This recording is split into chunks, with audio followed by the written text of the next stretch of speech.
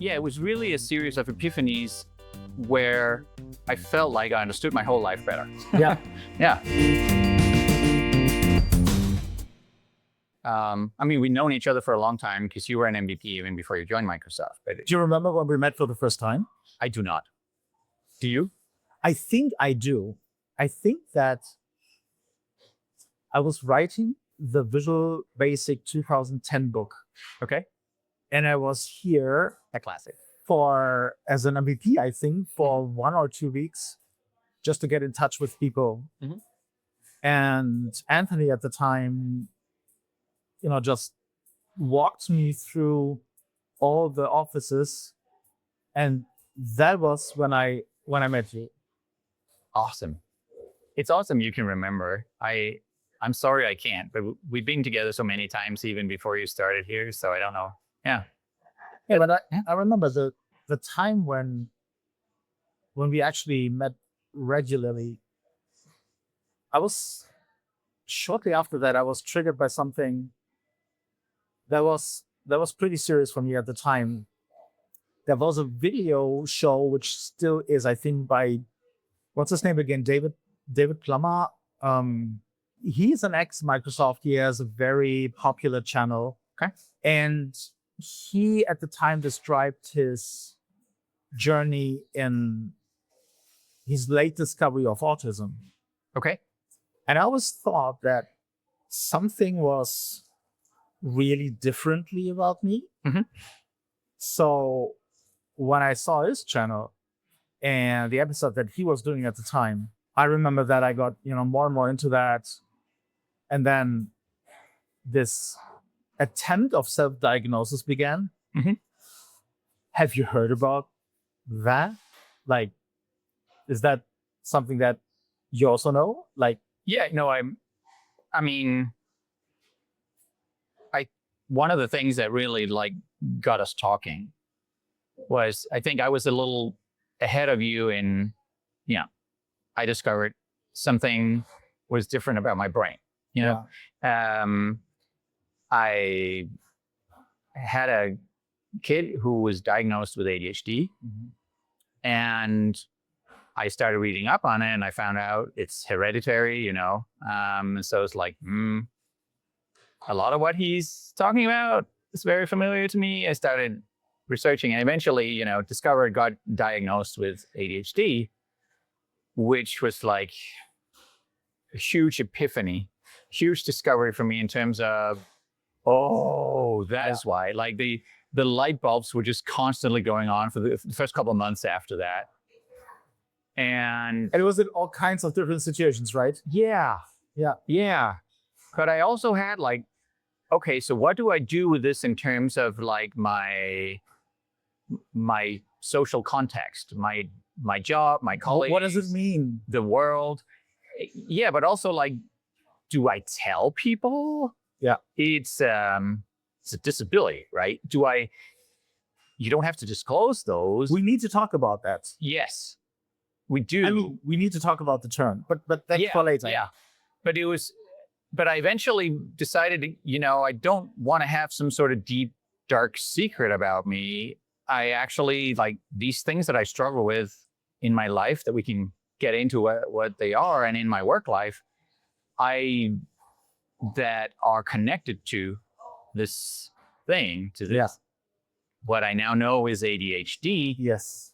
For good or bad. Some of the good things as well. I want to be able to be my authentic self and share that reality with others, because otherwise I am going to work every day putting on a mask. Now that I know, if I pretend there's nothing, then I'm consciously putting on a mask, and I didn't want that. So I started being open about it, and that's, I think, how we got talking about it. I think so too, and that's why I mentioned, are you nervous when we have our one-on-ones? I mean, I had 2 reasons to be nervous. First of all, you're a good friend, and at the same time, you're still the C# architect. And with that, I know you from the MVP summits before, and then I was sitting in the crowd usually while you and Dustin were on stage. So there was this kind of thing. I know it can be really scary. Yeah. But that particular one was when we were already in a couple of episodes. And I remember that for one real reason, I said, well, you were the person to ask and make the discovery or suspicions I had at the time open. I don't ask me why I was thinking you were the right person. Maybe it was like the vibes, the ADHD vibes were already going on at the time without me really knowing that. But when I think about it, it's almost that I can now live and this kind of nervousness comes back. The funny thing really was that it was a struggle to make this reveal. And one of the things that I had, and I don't know if you can relate to that, coming from Germany and then moving to the US, it was like a very difficult, at least the reception that I had or the assessment that I had, how people were dealing in this environment with quirks, let's say quirks they had. Mm-hmm. They were really like openly talking about that, up to a point where I was kind of positively shocked a couple of times. I was saying, wow, back where I come from, and no, I wouldn't do that. I might make myself, what's the best term for that? Like attackable or it's exposing open yourself, vulnerable, something like vulnerable. that. Yeah, exactly. And so that was, I think, the nervousness and the big step. And I was, if I remember correctly, we were sitting outside, so it must have been also summer. And then I was, I think, telling you my story that there were so many parallels in what David Plummer told on his show. And I was comparing more and more. And most of the things were fitting. Some of the things were not fitting. But ADHD never I had on my radar at the time. And I think that was when we actually, switched away from the normal C#. Yes. And the whole thing, I would say, still stayed sharp, but they became way more unfiltered, right? Yes, that's a good way of putting it. Yeah, because that was a much more productive line of conversation for us, because we were both on these journeys of discovery and of kind of refitting our lives to us as we were discovering ourselves. And so I think we both learned a lot from each other, still do. So do you remember for yourself, I don't know if you ever asked you that, did you have a struggle in going back and forward in terms of, I have something, oh, come on, pull yourself together, I don't have something. I have something, pull yourself together, I don't have something. Or was it immediately clear to you that there was something that you need to experiment? You were a little bit helped, I think, to the situation with your daughter. It was, I hear that from many people who are like hesitant to go that last, to kind of decide, yes, there is something, I should look into this. And I can see that taking that step is, it's scary. And there's sort of like, there are all kinds of things that are scary about it. Because if there's both the what if I'm right, but there's also the what if I'm wrong. If I don't do anything. What if it turns out I'm just lazy, or I'm just like, so I think almost people fear that as much as finding out that they're right. But for me, it was less so, because by the time I got diagnosed, I knew it was in the family, and there was so much confirmation already from just having learned about ADHD already, that I didn't have a hesitation about going and getting the diagnosis. And I wasn't the least bit surprised when I got it. Still very relieved though. There was still a sense of, now we have it. Now I have a place to stand. So it's also this, now I know. So did you have situations where you then So why you discovered that it became more and more like you, that ADHD was the thing that was really all about. Yeah. Did you kind of, because that was something that happened to me more and more, the more we talked about, the more I was thinking, no, it's not so much what the original video series that Dave at the time did.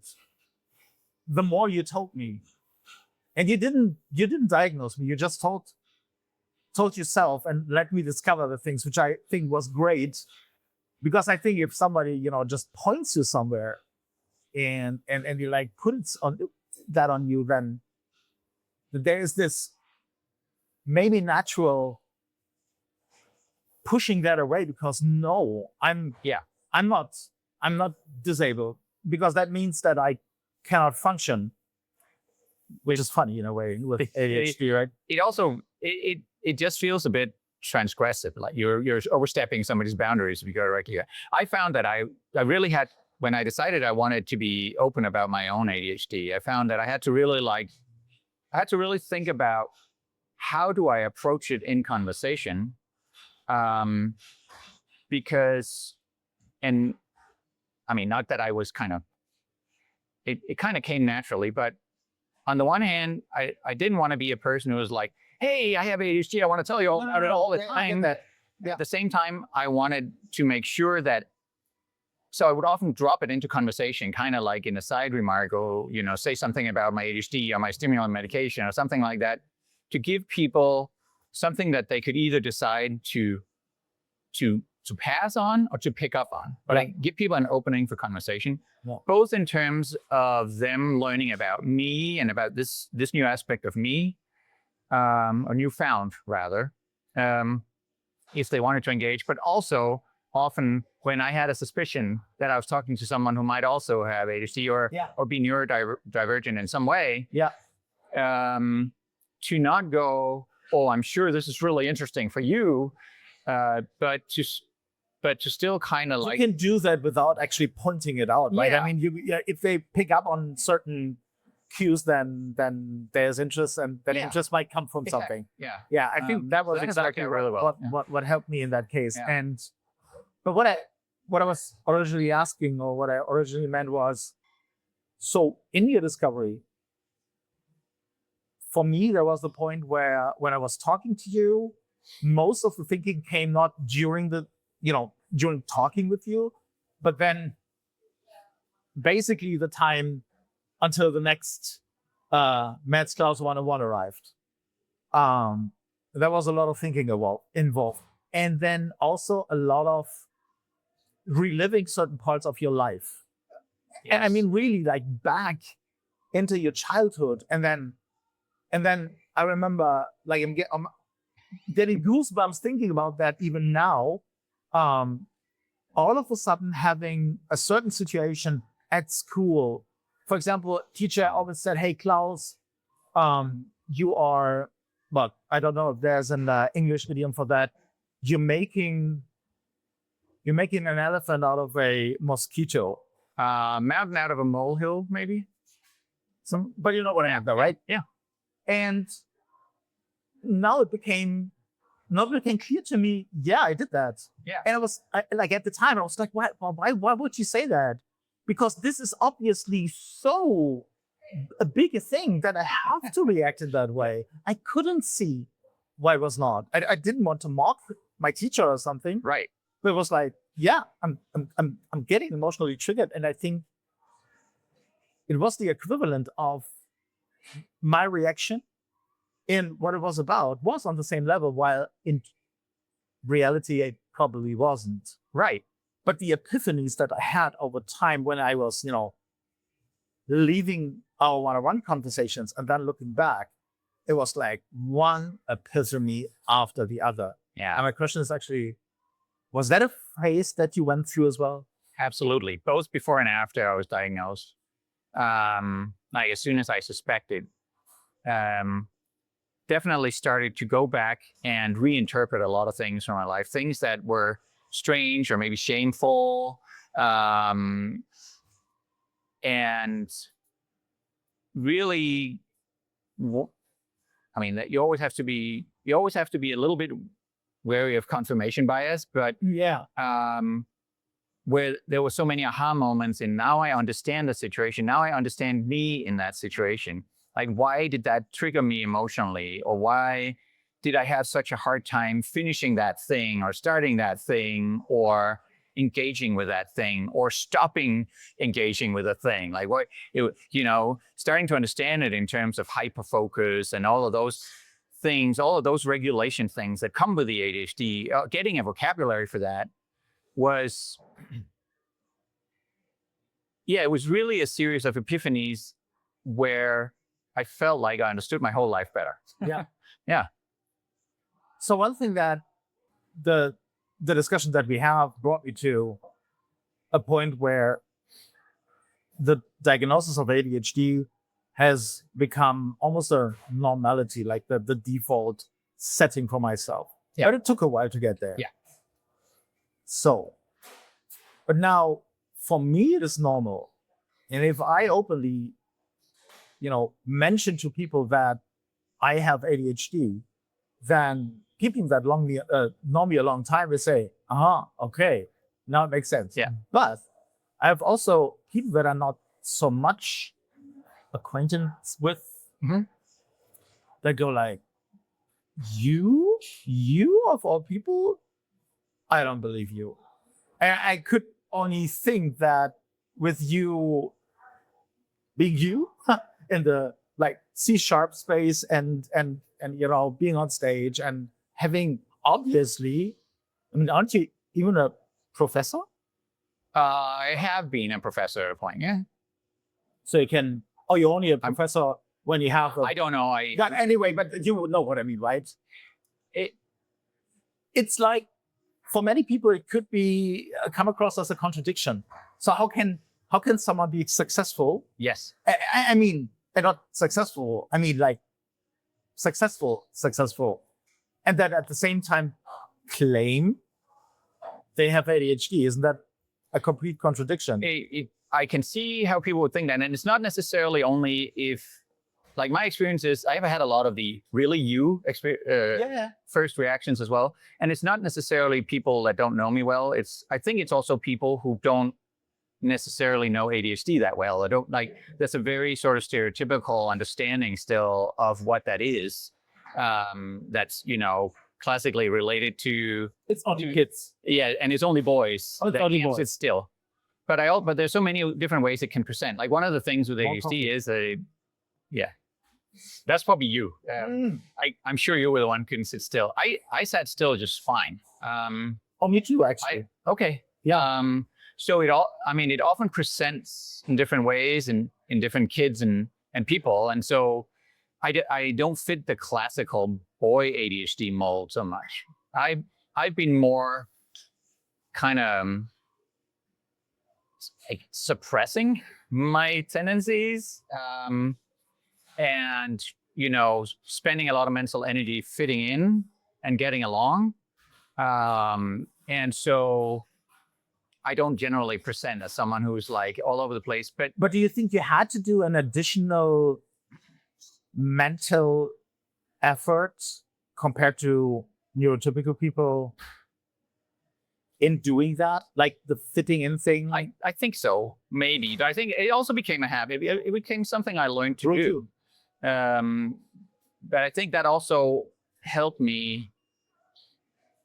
It was still, it's obviously not healthy to kind of like, if you have to kind of moderate yourself too far from who you really are. But I think it helped me avoid some of the things that trip other people with ADHD up, where you have like an emotional outburst or where you have situations that ruin things for you. Oh, yeah. Had less of that. Had them, but less. I don't know. But it also, a lot of us come like, it's not that the brain is deficient, right? It's different. And so we tend to. And that's why I have a slight issue. We can get into a philosophical discussion about that. But my point is, there are a lot of benefits I find to this condition. Yeah. Like the ability to hyperfocus. Yes. The ability to pattern match, several other things where it seems my brain just really helps me out sometimes. It has endless amounts of energy to throw after a problem once I'm hooked on it. Yeah. If I can get myself hooked on it. Which is difficult to initiate on command, right? It is. So that's the downside. And sometimes then, so I can do, sometimes I have a really easy time doing really hard things. Yeah. But I also have a hard time doing really easy things. So there's kind of, things that people like, just do it, just get it over with. And I'm like, my brain for some reason won't let me do this easy thing. So it's this mix of good and bad that I think comes with, if you kind of get yourself in the right situations, like work-wise, for instance, it can really help you be successful too. Yeah. I think that has happened, that's been part of it for me, probably for you as well. Like some of the skills that we use in this business definitely benefit from that. Yeah, I think I was never particularly good in doing the predictable tasks at hand, the normal chores of your job, if you will. Yeah. The out of the box thinking, the novelty kind of things, the invention of different ways to do things. I think that was always, and the problem solving in a moment where crisis. Yeah. I mean, I have been self-employed for pretty much my whole life, which in retrospect makes sense now, because that I could just compensate with it. The shortcomings that I now know were because of ADHD. Yeah. But that there were a lot of things where this on-spot creativity development that is one of my, I would assume, strengths, helped me navigating a smaller company despite having ADHD. Yeah. So, and I think that is one of the key aspects that we have on the plus side, so to say. Right. Yeah. But bringing it back to the discovery aspect that you open with, I think that yes, we've had this kind of mixed bag of challenges and maybe superpowers or whatever you want to call it. But knowing about that, like having that self-insight that comes from not just being diagnosed, but having a vocabulary, having a set of concepts, I think makes it so much easier to navigate and so much easier not to get overwhelmed by the negatives and get kind of beaten down by it. Yes. You kind of, whenever you have a strong emotional reaction to like disappointment or sense of failure or anger sometimes as well. There's one other thing in that list, and that's anxiety. Yes, and anxiety. Oh, yes. Then you can sort of, where I feel like I've learned, also full disclosure, now spent 4 years, I think, with a therapist as well, like to kind of learn to develop those tools. Yeah. Now I can stop and say, yes, I have an emotion, acknowledge the emotion, there you are, emotion, I see you, you're valid, all of that. But stop and think, give it a little time. Where does this actually come from? If I am frustrated with someone right now, is it actually, like back to your story with the teacher, is the objective situation to the level that my emotions say that it is? And I can say, of course not. It's just because this other thing, and it triggered me. And so that's not that. It gives me a chance to stop myself from letting that triggering kind of. Good for you that you can do it. Very good. I mean, if you know what I don't know if you noticed, but you've gotten better at it too. Maybe you trained that. earlier in life because you were smarter than I am, sharper than I am, in terms of if I behave like that, it may be not so beneficial. And I was always like with my head through the wall. And so it took a little bit longer, like until 3 days ago, what feels like that often. But I think, yes, at least I would say the whole discovery helped me in developing the techniques of like the self-reflection, the point where I can start the self-reflection of what was it appropriate? Was the reaction, the level of emotion appropriate? You know, it goes more and more to the actual situation. It gets closer to It gets closer to the actual situation where I hope that at one point, and I think I'm pretty close now, I can, but I have to agree, or I have to confess, it still happens that I can get emotionally triggered, and it's hard to, But I think maybe if I've previously had a tendency to stop myself even when it felt justified out of like over regulation, if you will, then it would fester then for days. Like I would have this deep emotion, I would carry this deep emotion with me, and if I didn't react in the moment, and again, being able to have the introspection even after, and you can sort of help dissolve that and say, oh, I now understand why I have this emotional reaction. I don't have to carry around the shame or the anxiety or the anger. I can get past it. Yeah. And the anxiety is something that I would actually, particularly mention. And the reason is that in retrospect, connecting anxiety with the discovery of ADHD itself was one of the biggest side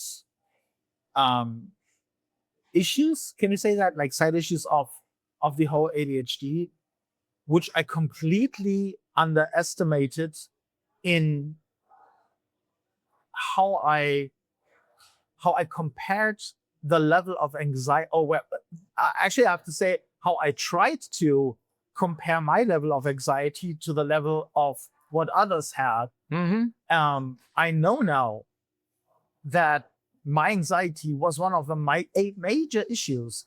And when I started to dig, deeper into root causes and what kind of actions I can personally do for myself, I thought out with then my psychologist that took a long time to get even, because there was this threshold to accept it's better to get one. Yeah. And he pointed that out and said, well, in your case, let's really concentrate on the anxiety. And I was thinking, why? I mean, I have this, getting distracted. I the whole ADHD list, I pointed out to him, and he said, yeah, I get that. Like almost like by he had the confidence of really transferring to me what he was doing. Yeah. Up to the point where even my bonehead said, okay, then let's giving the benefit of the doubt. Let's accept this anxiety thing. And I have to say that focusing first, in my case, on the anxiety, made the whole dealing with everything else at least much easier. I would even go as far and say it at all possible. Right. And it's something which I find terribly important to point out. Yes.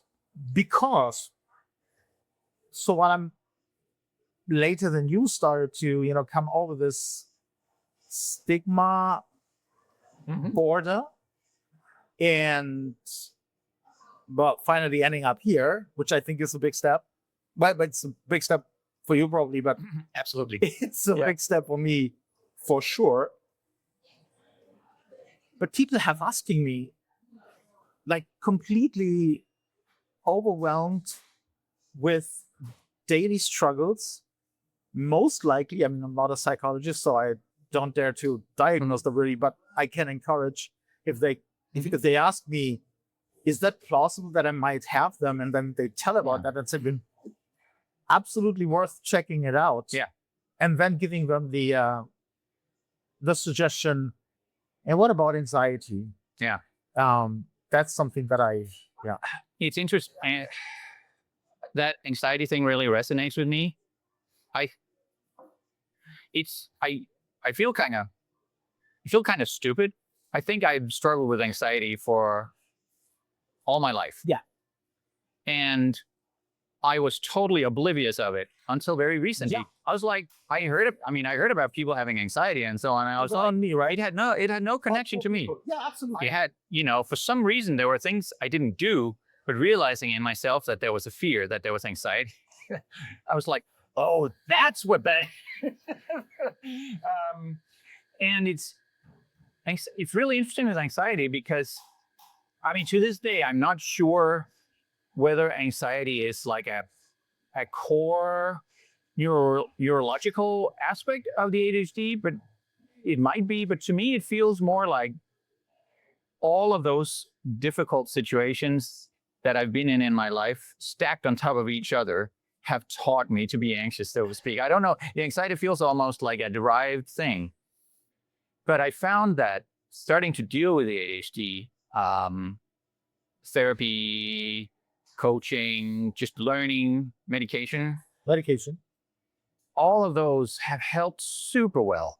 Yeah. With my anxiety. It's not, I still get anxious about things. Yeah. But it's a completely different level. So there's you're right, it's sort of like one of those main blockers, even to make progress with the other things, to make progress towards the diagnosis and make progress in dealing with it.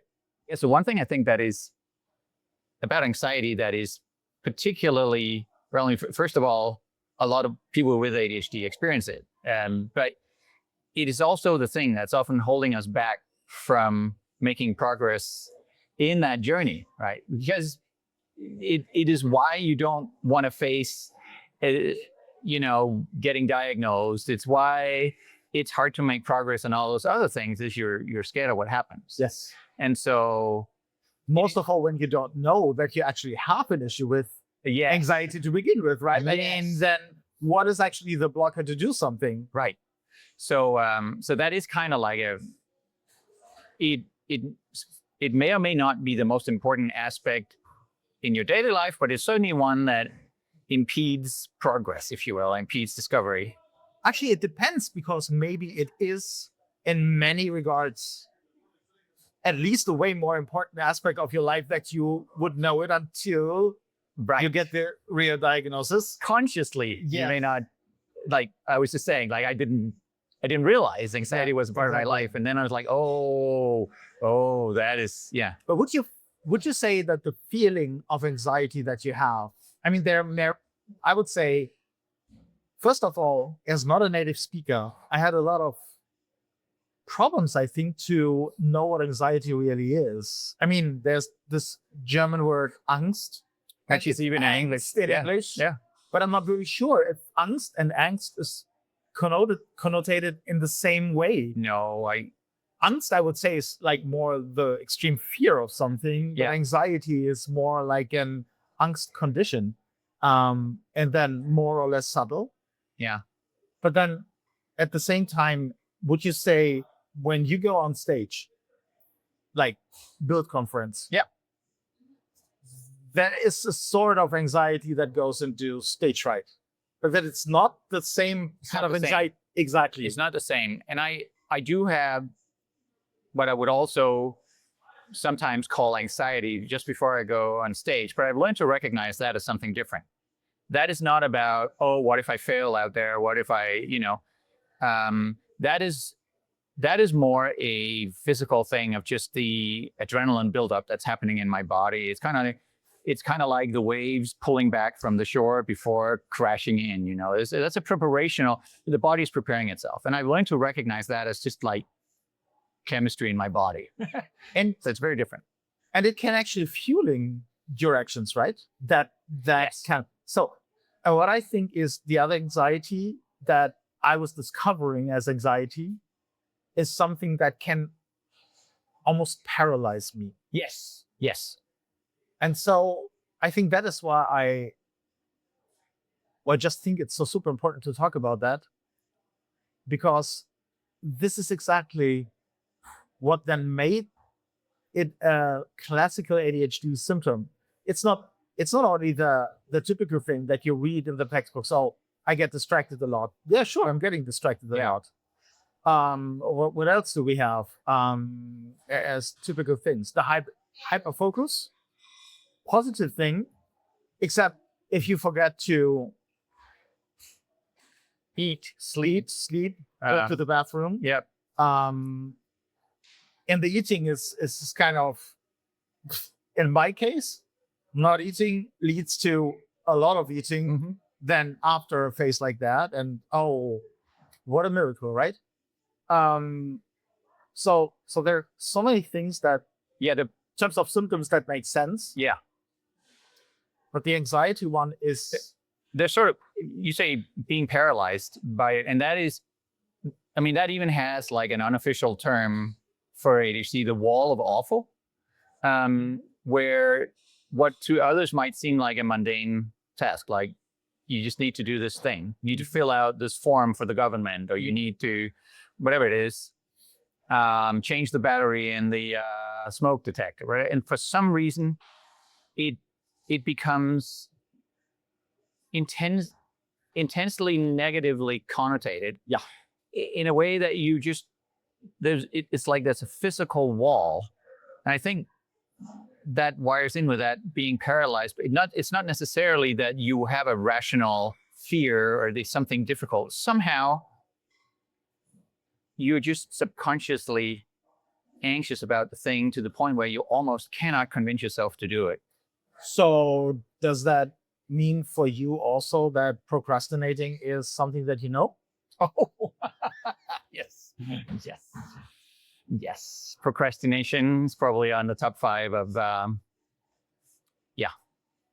And would you then also think that the anxiety and the procrastination are often very much connected? I mean, when you think about it, and I think if this might resonate with a lot of people, I hear it a lot, but maybe you should get checked out. Is that mechanism where you're procrastinating, that's the wall of awful, keeping you from doing it until, the deadline approaches and you really, really have to do it. And at some point, other body chemistry takes over, the, adrenaline or, dopamine, because you're now in a crisis situation. Exactly. And that overrides. Finally, you get over the wall. Exactly. And you make it just in time, unless you fall asleep on the keyboard and you miss it or whatever. But, so oftentimes we're saved by a bell. And some people I know with ADHD even kind of have turned it into like, that's their coping mechanism. Oh, I just wait until my body makes me do it. But it's, incredibly unhealthy, right? Because you are really stressing your body to the max. So I know that for myself, that the angst or the anxiety builds up things. And then this is always a motive that, goes through my whole life. Klaus, why do you have to do things in the last minute? Yes. It's like elementary school, and I mean, you nailed it. You too.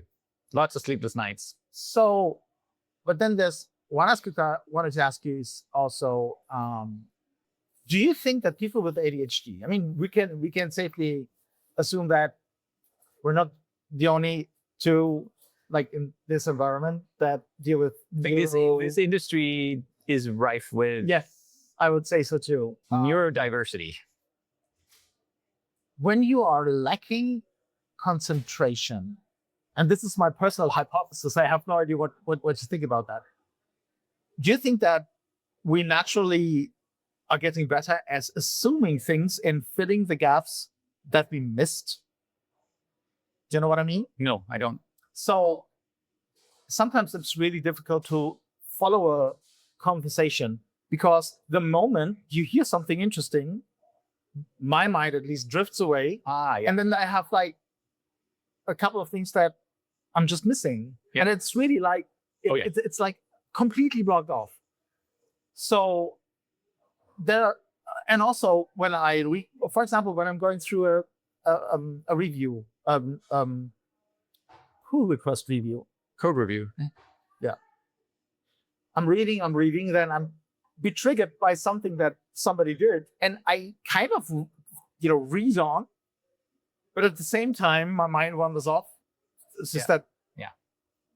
So I think that assumption might fill the gaps of things. Yes, that is true. Okay, that is something that I also wanted to just know if that is a comparable. I do recognize that, and I recognize and thank God our brains are good at pattern matching, and sometimes because too often you are right about your assumptions, even though you shouldn't be. You goofed off or whatever. But it's and then also this like stomach feeling, and also maybe like a fuel for having novel ideas or being innovating, because if you're trained to assume a lot, then maybe you also trained to think out of the box. It's kind of a necessity to do though. Possibly, to do so. Yeah. For me, honestly, like the key of keys to ADHD for me in terms of the brain is regulation, or rather dysregulation. Yeah. Right. It's all of the things we're talking about are in some ways about having less regulation automatically happen in our brain. For simplistic explanations are lower levels of dopamine or whatever, but whatever it is, that's kind of the key. Like and that's regulation of emotion, it's regulation of attention, it's regulation of behavior. And so all of these kind of dysregulations together kind of combine to create that menu of symptoms or behaviors or aspects of ADHD. But also superpowers, right? But also the superpowers, because then you mentioned thinking out of the box. Well, that's a lack of regulation too, right? Yeah. If you don't put the box around you as much in the first place, so it has lower walls or whatever the metaphor is. So, and I think thinking out of the box is for this environment not especially a negative. Right. It comes with so much positive. Yeah. It's really striking. And one of the things I realized, without kind of putting any specifics to that, one of the things I've realized after starting to open up about my own ADHD here is I am so not alone, right? Oh yeah. So many other people, like it's almost like of course it's an exaggeration, but it's like the people who are diagnosed with neurodivergence of some kind, like ADHD or autism, and then there are the people who haven't discovered yet. That's an exaggeration, of course, but it's an environment that's very rich in that, and I think it's very helpful to business. I think we also kind of feed off of each other a little bit when we're not aware. Like we just kind of vibe together to some degree. Yeah. Well, it brings me to one central question. Do you think you would be here without ADHD? I don't even, well, short answer, no. Okay. Slightly longer answer. It's an integral part of me. I don't even know who me would be without ADHD. So in a sense, it's not something you can surgically remove. It's just part of who I am. It's part of my personality. It's part of all my personal traits that are colored by that aspect in some sense. So very fundamentally, I wouldn't be here because the person who would be here, even if they were here, wouldn't be me. You see what I'm saying? Absolutely. So in that sense, it's almost kind of meaningless. But I get what you're saying. The positives of ADHD have played a big part in me doing this particular thing with my work life. Yeah. And absolutely no, I wouldn't be doing that without those. How about you? I'm pretty sure I wouldn't be here. I also think that the key to that is not only the superpowers that may come with it, but I think what would have been wrong if I had the attitude then, oh, it's ADHD, I cannot help it anyway, when it comes to the negative things. So I think if you finally know that you have ADHD, then the right thing to do is actually to be aware and that you have an even higher responsibility to do certain things. And I think if you kind of able to do that, it's a painful process, then I think you can just like use the superpowers. And my theory is, or my hypothesis is that contributed a lot to finally brought me here. Yeah. And And I really like that as a kind of meta. Philosophically, what I think what you're saying really resonates with me, that one way to put it is it's an explanation, not an excuse. Yeah. And once you have the explanation, also for the negative things that sometimes harm other people around you, you have a heightened responsibility. I really love that kind of, we are still thinking, mature-ish human beings. We have a responsibility for ourselves. This doesn't change that. It just changes how we unfold that responsibility. Yeah. And what kind of tricks we can develop to deal with it. Yeah, that's a really good point. I like that. The acceptance to do that, then bottom line. Yeah. I think so too.